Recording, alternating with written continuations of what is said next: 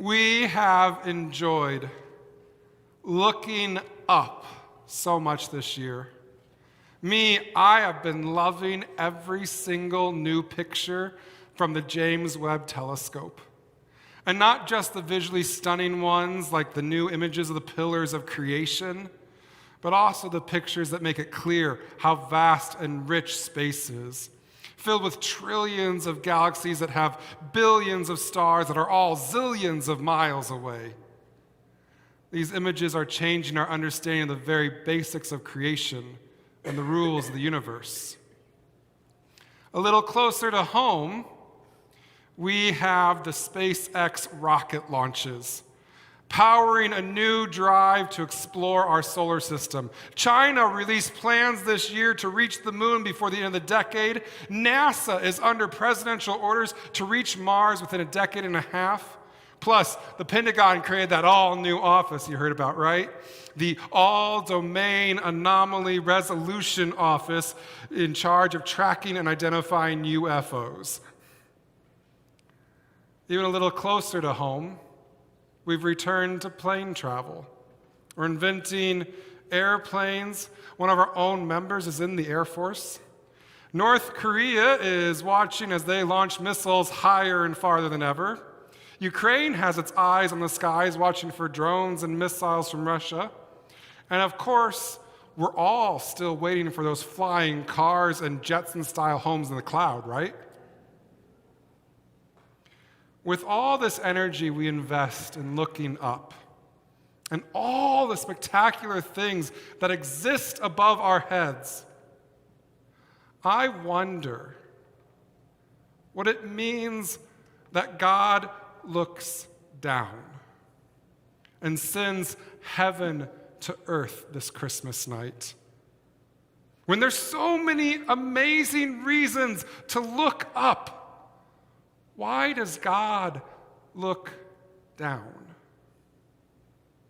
At this time of year, it's always an extra joy to visit those who are living in nursing homes or who can't leave their homes on their own anymore. These wonderful people love getting visitors. We went to a few of their homes to Christmas Carol the other week, and they were ecstatic. "I've never seen this many people in my home before," one of them exclaimed. Another told me later, "It was so wonderful. I couldn't believe you all took the time to visit me." The Sunday school kids made Christmas presents that we shared with them as well. And I've been taking the extra bags and delivering them as I'm able, and it is amazing how much joy these little gifts bring. One person is in a nursing home and didn't have any Christmas decorations up. And now, thanks to the work of the Sunday school kids, their room is full of decorations, and they are so grateful. But tonight, I'm thinking of one home visit in particular. This person has a big heart and an active mind. The idea of retirement as a time when you don't work and you just sit there is not their idea of retirement. They want to be doing things, but they can't. They're not able. And yet the biggest challenge for them is spending most of their day alone. Not only can't they do anything, but even if they could, there's no one to do anything with. There's no one to talk to, no one to laugh with, no one to be loved by. When there's so many amazing reasons to look up, why does God look down? I think it's because all those amazing things above us have everything they need. They are perfectly good the way they are. They simply exist, and that's enough. But down here, life isn't like that. Life needs something more than simply existing. And of all life, human life especially, was created for something more. We were created for that thing called love. We have this drive within us to build connections, to show love, to be loved, to create memories, to provide for others, to create new life, to give joy. Even the most independent among us still have this drive for community, even if it's just community with one other person. When there's so many amazing reasons to look up, why does God look down? I think it's because God knows us and this extra need we have, a need that may not exist anywhere else in all the heavens. God knows that of all of creation, we need extra care. I was watching Home Alone 2 again the other day, good Christmas movie. You know the one in New York? In the movie, Kevin meets a woman in the park, crazy bird lady, terrifying like the bird lady in Mary Poppins. But Kevin sees past the horrors on the surface to the woman inside.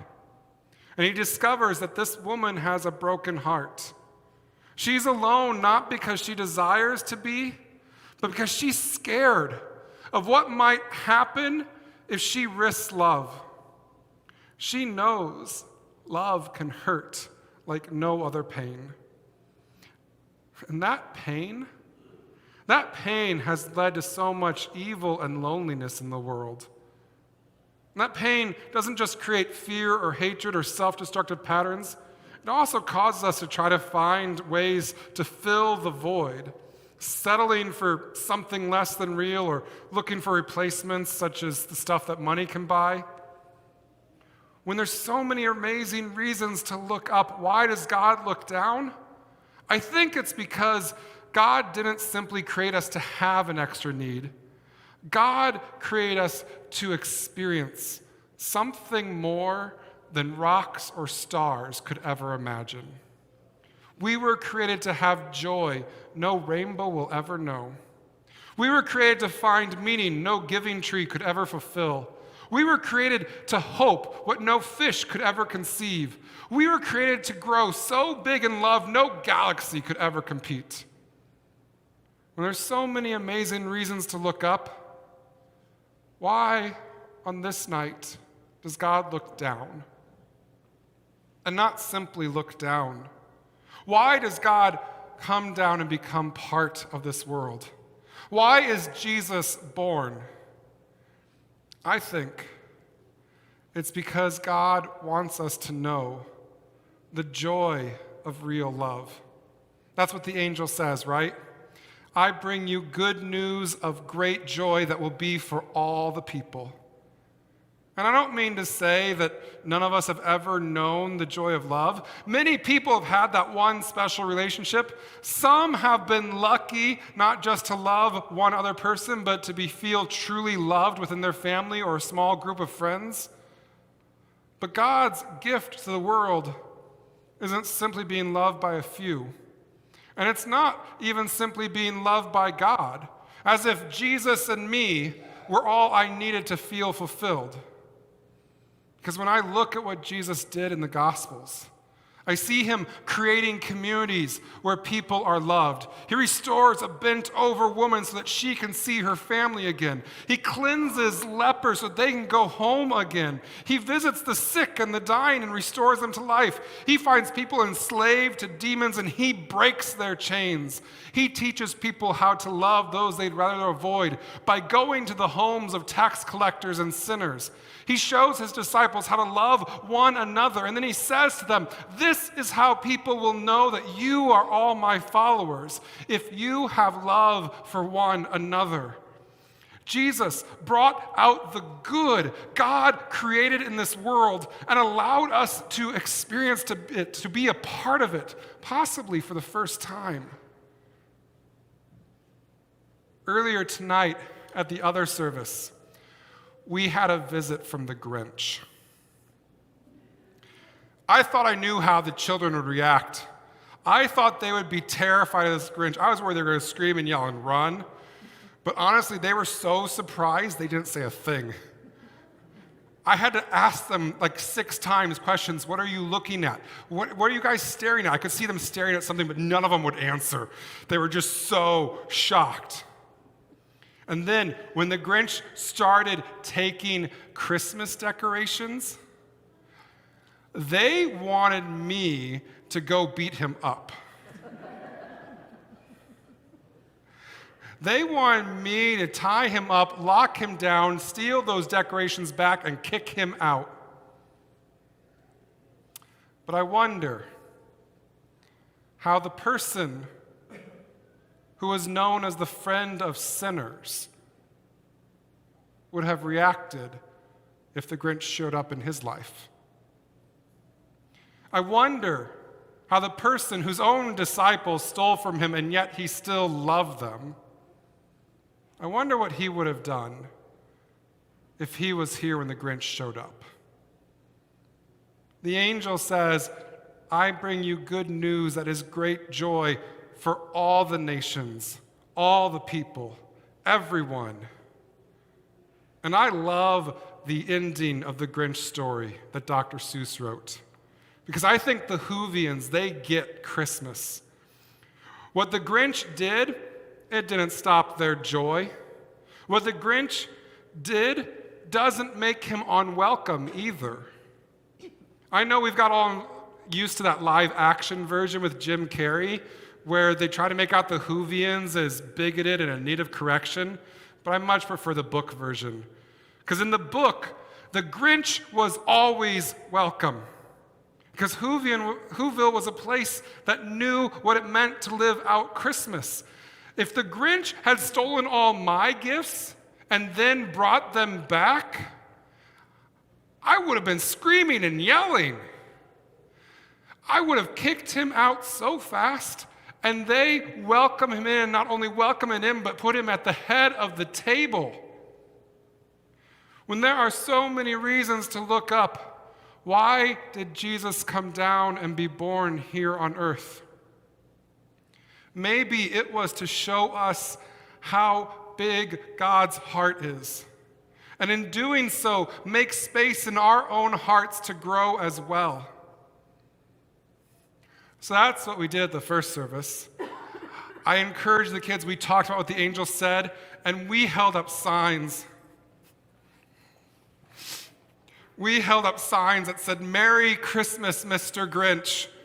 And we yelled, he had left the room already, and we yelled, Mr. Grinch, come back here, because you are welcome here. You are welcome in this space because Christmas is for you as much as it is for us. Because Jesus came down to bring heaven to earth and to show us the way to be part of heaven here and now, which I know is something we're still learning. Because even at the end, we want to look up. We dream at the end of going to heaven, of being carried away by the angels to our eternal homes, living in the clouds in homes better than the Jetsons ever had. But tonight, here at Christmas, God looks down and teaches us to do the same. God looks down at the lowly shepherds and the foreign magi and the unwelcome travelers, and God shows them love. God looks down at the Grinches and the Scrooges of this world, and God brings them good news. God brings heaven down to earth in the baby Jesus. And Christ is born here on earth to show us throughout his ministry that the kingdom of heaven has come near. And for me, that's the miracle of tonight. That all the world is looking down at a little manger. That all the world is focused on a little baby and what they see, what they find in that stable, is that heaven has come here to earth and made our world its home.